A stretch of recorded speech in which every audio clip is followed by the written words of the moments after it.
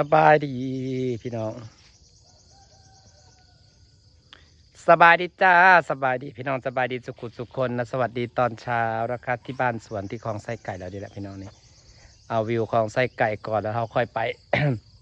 จะไปหาจอบบังเห็ดบวกพี่น้องแล้วก็สิกลับมาเห็ดเวียกต่อสิไปเจาะบังเห็ดปวกจ้า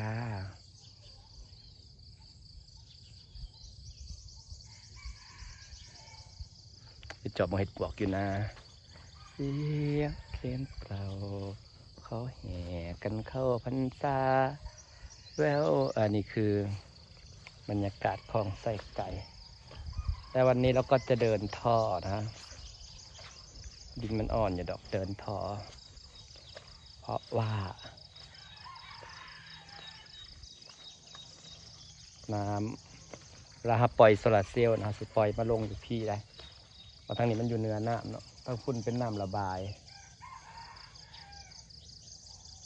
ปล่อยมาลงอยู่พี่จะคิดคำนวณ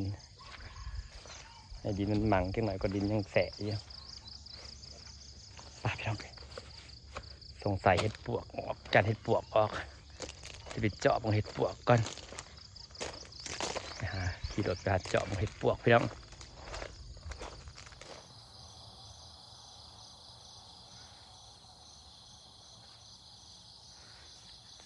สบายดีจ้าสวัสดีเด้อพี่น้องสบายดีสบายดีตอนที่จริงมันต้องแจ้งเลยนี่พี่น้องตีหาเลยตี 4:50นี่ขอดีของการใส่ไฟพี่น้องเพราะแมงใหม่มันสิมีตอนเช้า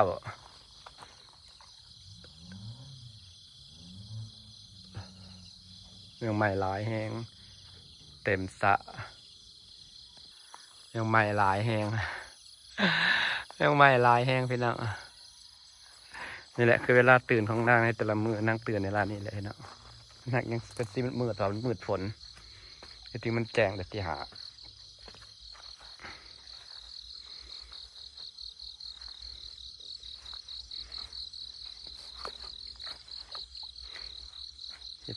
เรียกเปิดมือแล้วก็ตื่นฝึกเจ้าของตื่นเช้าแล้วเฮ็ดเรียกเปิดมือบัดยามแรงแล้วก็นอนสบายเมื่อวานนี่นอนตั้งแต่บ่ได้ตอบคอมเมนต์เลยพี่น้องว่าไปนั่งนอนตั้งแต่ทุ่มหนึ่งว่าให้พาเฮ็ดเปียกเมื่อยแล้วก็เป็นอยากนอนคักๆไปนอนมันหมวนมันพี่น้องแมงใหม่นะสัมปาสิกินปา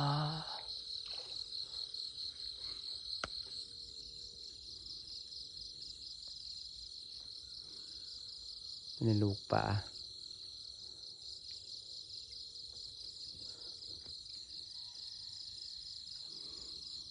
สปาสิกิน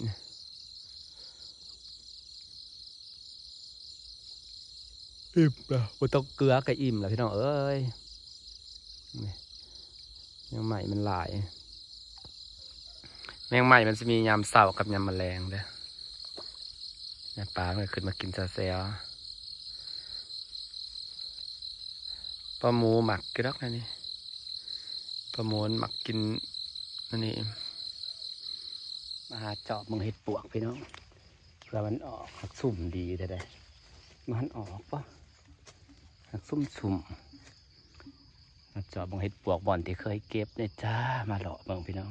เพื่อได้เก็บก่อนหมูแต่บ่มีหรอกไม่มีวี่แววที่จะมีเลย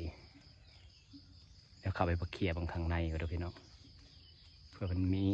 ออกก่อนหมูเห็ดปวกนะเขาเลยมาเคลียร์บางก่อน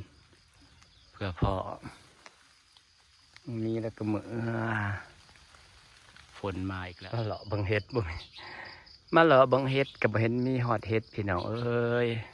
มันได้ออกถ่ายมันออกเพื่อแหละมาเจาะเพื่อพอก่อนหมูมาเจาะเพื่อพอก่อนหมูเมื่อเห็ดเวียกต่อจ้ามาเจาะบังเห็ดกับบ่มีเห็ดมาหาเลาะเจาะบังเห็ดพี่น้องมันบ่หันออกปกติเทียนมันจะออกก่อนหมูเด้เลยลอยมาเจาะลอยเบิ่งเพื่อพอก่อนหมูแต่กับบ่มีเฮ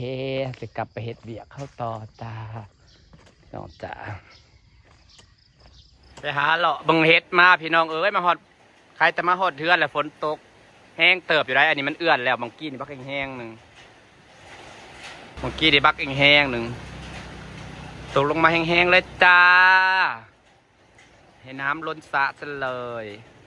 ตกดีๆเมื่อคืนนี่ก็ตกพี่น้องเมื่อคืนนี่ก็ตกเข้าสู่หน้าฝนอย่างเป็นทางการแหละจ้า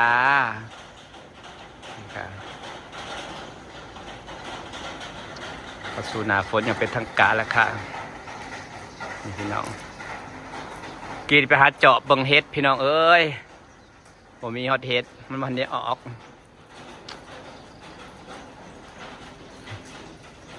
บรรยากาศเข้าสู่หน้าฝนฟ้าดอกมะลิซ่อนบานงามไปเลยก็เคยเห็นมันบานแต่เก่าบ่บานปันนี่เด้ออกลายอีหลีดอกมะลินะป้าขาวเต็มอยู่ดอกงามๆตรงไหนหอมพร้อมหอมขับทีบขับแดนหอมเด้บ้านเมืองหญ้านะขึ้นเต็มอีกแล้วไววาเนาะหญ้าขึ้นไวขึ้นวาอย่างนี้เขียวบดทีบน้ำก็เป็นสีเขียวๆใสๆได้ขนาดน้ำมันได้หลายอยากให้น้ำเยอะๆป่าขึ้นฝั่งฝนตกลิ้นเนาะตกแห้งๆกระเบาะตกจนได้ว่าน้ำเข่งสระอันนี้ก็ยังดีเนาะกันตกก็น้ำเข่งสระนี่น้ำอยู่พื้นมันสุบมันเศษแต่ป้าใส่กะหรี่เขียวค่ะกะหรี่เศษให้นำโซลาเซลล์แห้งแล้วก็เปิดโซลาเซลล์ใส่มันก็เต็มเลยเนาะมันแห้งนี่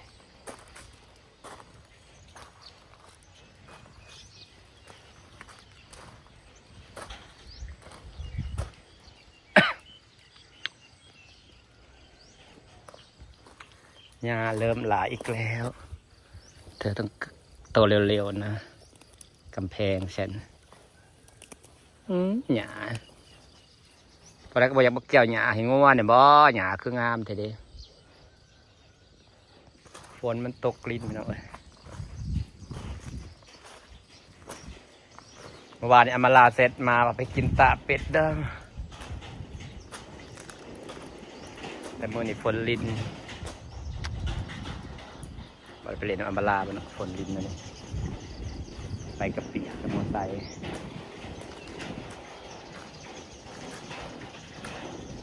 นั่งแซวต้นอันนี้ออกได้เนี่ยล็อกเนี่ยล็อกกลางนี่มันเป็นกำแพงนะครับ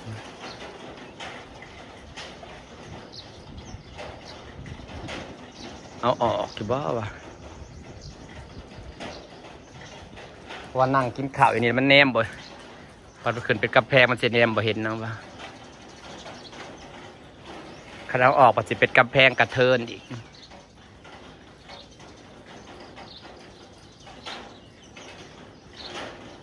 พอออกกระสานเนาะแบ่งโซนไว้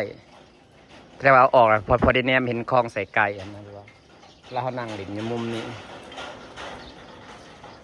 เขานั่งเล่นอยู่มุมนี้พอได้นั่งเห็นคลองใส่ไก่อันนะก็จะหลอกตัวดีออก